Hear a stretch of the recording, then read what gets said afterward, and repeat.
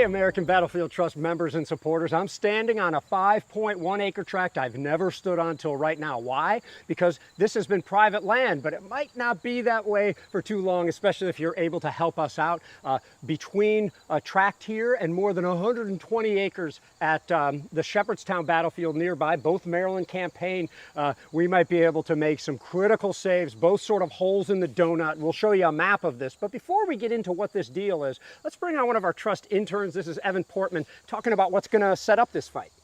Hey everyone, so on the morning of September 17th, we have a series of Union attacks through the cornfield area and into the West Woods, trying to seize the Dunker Church Plateau, which is the key to the Confederate position at Antietam. So we have Joseph Hooker's 1st Corps coming down the Hagerstown Pike through the cornfield, then we have Mansfield's 12th Corps coming down the Smoketown Road, and then finally we have Edwin Sumner's 2nd Union Corps, which crosses the Antietam Creek and launches an attack, particularly the division of John Sedgwick, into the West Woods.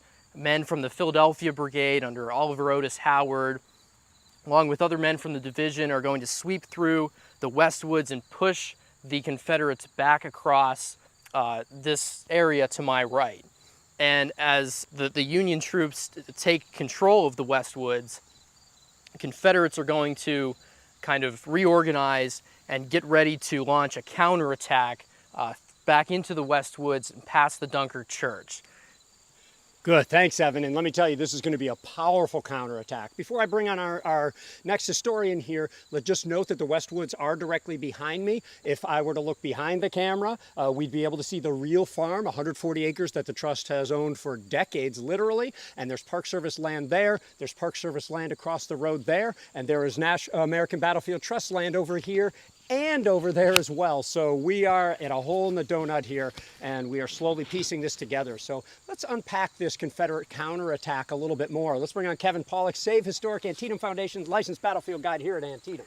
Thanks, Gary. It's great to be on this land. My first time as well being here. But this land that we're standing on now witnessed thousands of Confederate troops of Lafayette McLaws division come across this land to strike John Sedgwick's troops there in the West Woods behind us. It was the largest Confederate attack of the Battle of Antietam that took place here, drove Sedgwick's division in about 15 minutes, suffering over 40% casualties, out of the West Woods and back towards the North Woods itself. And Confederate troops then occupied this position for the rest of the day, making it the final part of the final line that Robert E. Lee held the rest of September 17th.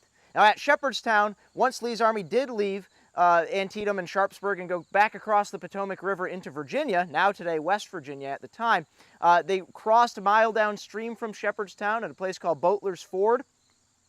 McClellan's army pursued on the 19th, actually scattered Lee's rear guard, and then sent a reconnaissance across the river the next morning, September 20th, which meant for Robert E. Lee, he turned his army around, and A.P. Hill's division ended up advancing in the face of over 50 Federal artillery pieces lining the bluffs on the Maryland side of the Potomac River, advanced across the Faraway Farms property there at Shepherdstown that we're trying to save now under intense heavy artillery fire. Probably most of the Confederate casualties occurred on that property from the Federal artillery fire as they moved across, but it is a huge piece of property that really is going to help us interpret the Battle of Shepherdstown, the last battle of the Maryland campaign, so much better than what we've been able to in the past by being able to get out and actually walk that land, walk in the footsteps of A.P. Hill's men as they drove the Federals back across the Potomac River.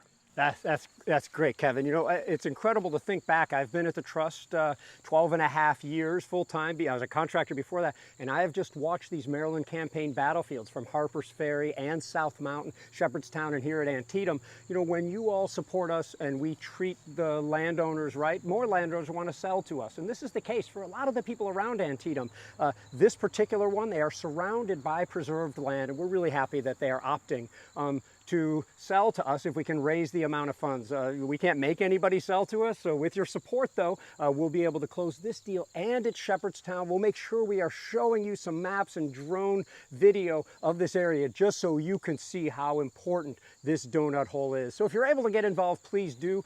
Click the link associated with this particular video. Do what you can, and if not, share with your friends. Even if you do, share it with your friends so we can save this critical piece of American history.